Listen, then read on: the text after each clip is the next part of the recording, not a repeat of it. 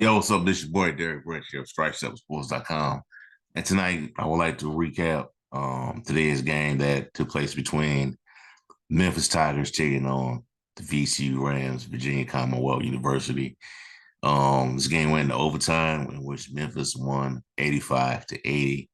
This is a game that they really needed to win and that they could not, to me, afford to lose, especially to this team. But like always, man, like the rest of these games have been going for Memphis. The crowd for this team, the program itself, VCU, got up for this game. They, for whatever reason, these teams just seem to have Memphis circle on the calendar. And tonight was no different.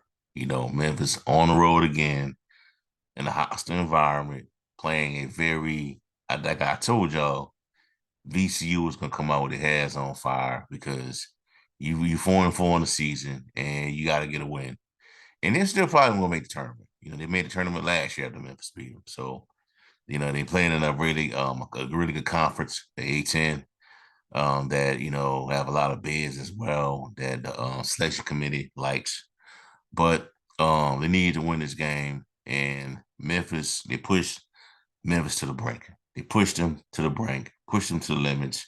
Tough game, and they got it done. But tonight's match had a new lineup for Memphis, a new starting five. Jordan Brown didn't make the trip due to a reported illness that occurred recently, and Malcolm Dandridge played, so stood in this place. So the starting five tonight, you had Malcolm Dandridge, David Jones, Ashton Hardaway, Nicholas Jordan, and Javon Cornerly. Now, this rotation didn't last long, and it did not provide the best results for the team because it was a back and forth game. Memphis got down, I would say, um, they got down at least by double 11-6. VCU led 11-6 with the first time out. And Memphis and Penny just made like a bunch of substitution after that. But like 21 subs after that. Um, and the thing is, VCU was not even a really good 3-point shooting team, bro. They wasn't a good 3-point shooting team. But then they made 7 threes tonight. Shot, it wasn't, I mean, it was 24%, but 3-point percentage, but they made those threes, got them back in the game. Those threes kept them within striking distance of Memphis. Even though they went 7-29 from 3-point line. Memphis shot 38.1%. They hit 8 threes, 8 of 21 from 3-point line, 79.3% free throw percentage, 47.4 free goal percentage. David Jones led scores tonight with 23 points for Memphis. Devon Quinley had 20, came in second with 20. Malco, I think he had a huge night today. 10 points. If you get 10 points, at least 7 to 10 boards from Malco, you had a good night. That's what you can get from him. I think that's really good if he can put them type of numbers up for you.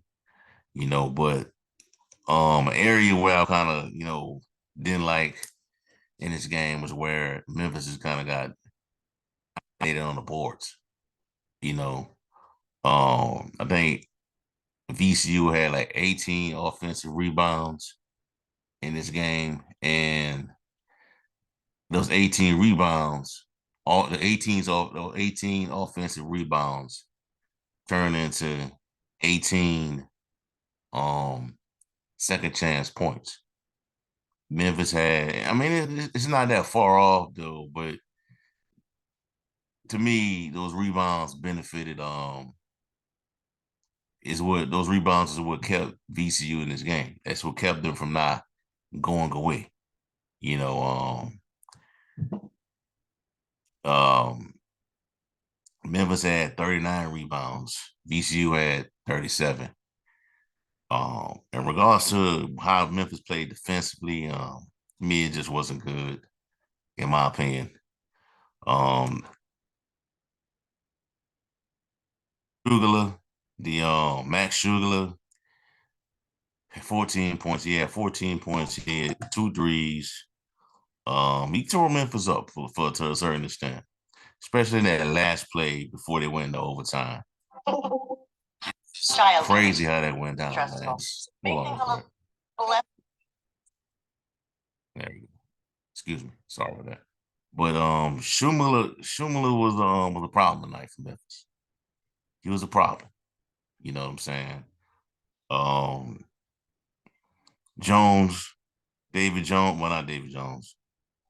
Um, Zeb Jackson had 11 points. Sugar had 14.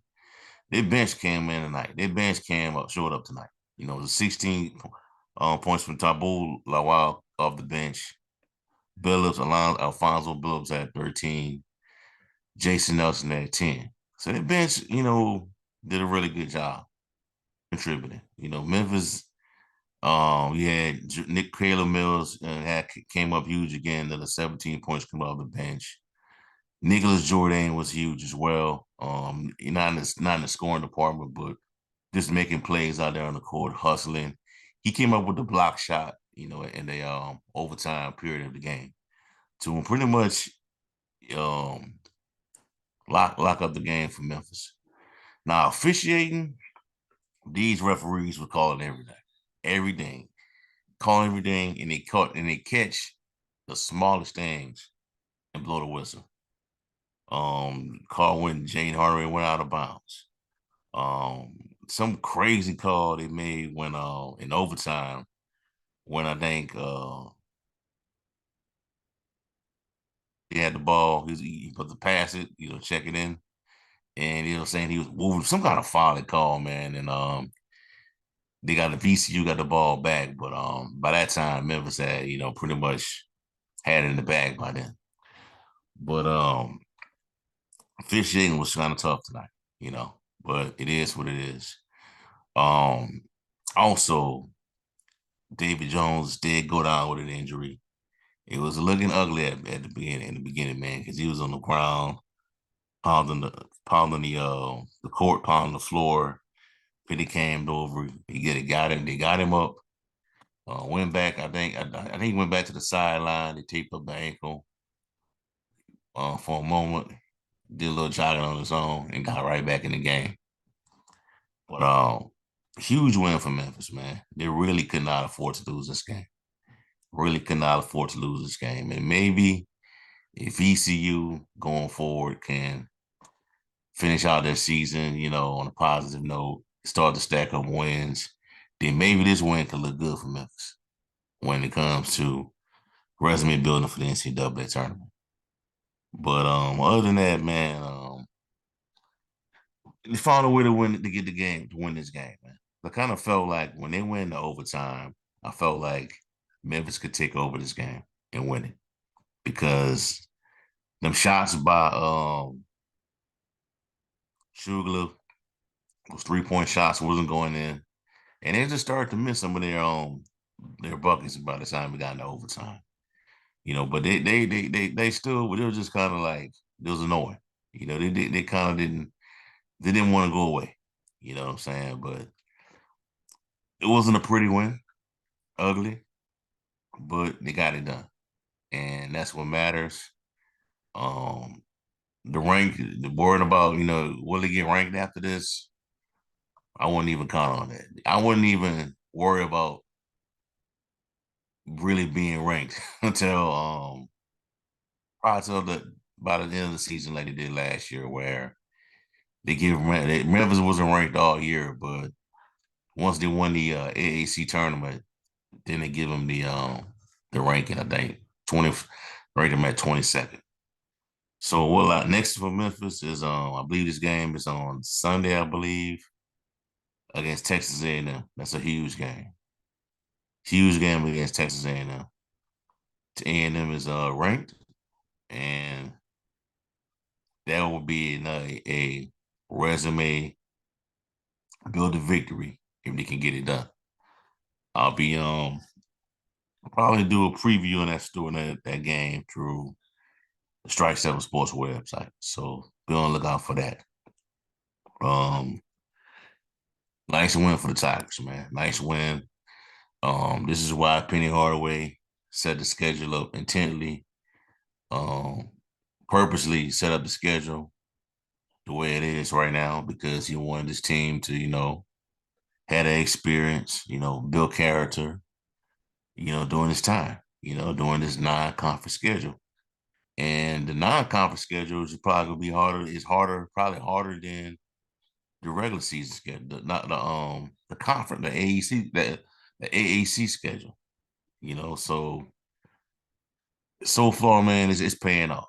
And I'll just continue to say this. I said it in the last video, but if they had a day of rest, they would have beat Villanova. You know, By that time they played Villanova, just a war of attrition. Made the right plays against got the ball in the right playmaker's hand against Ole Miss. They would have won that game. So they really haven't been like getting blown out, man. So that's a moral victory in all of this. That's a moral victory in this stuff right here. You know what I'm saying? That the losses are not bad as we make it out to be. You know what I'm saying? Only lost to Ole Miss by 3. I think he was just really tired of playing basketball. He played for 3 days straight. You drop a game to Villanova. Villanova has lost, I believe, 2 straight games ever since playing you. So how good is Villanova? You know what I'm saying? How really good is this team? So that's the moral victory I could take out of this, bro. Out of playing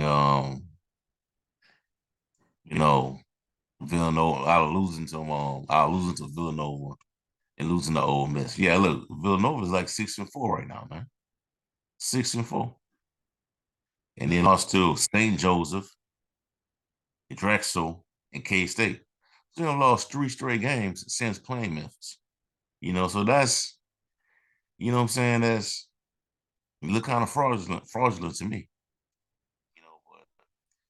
But we're moving on from Villanova. The Villanova loss, man.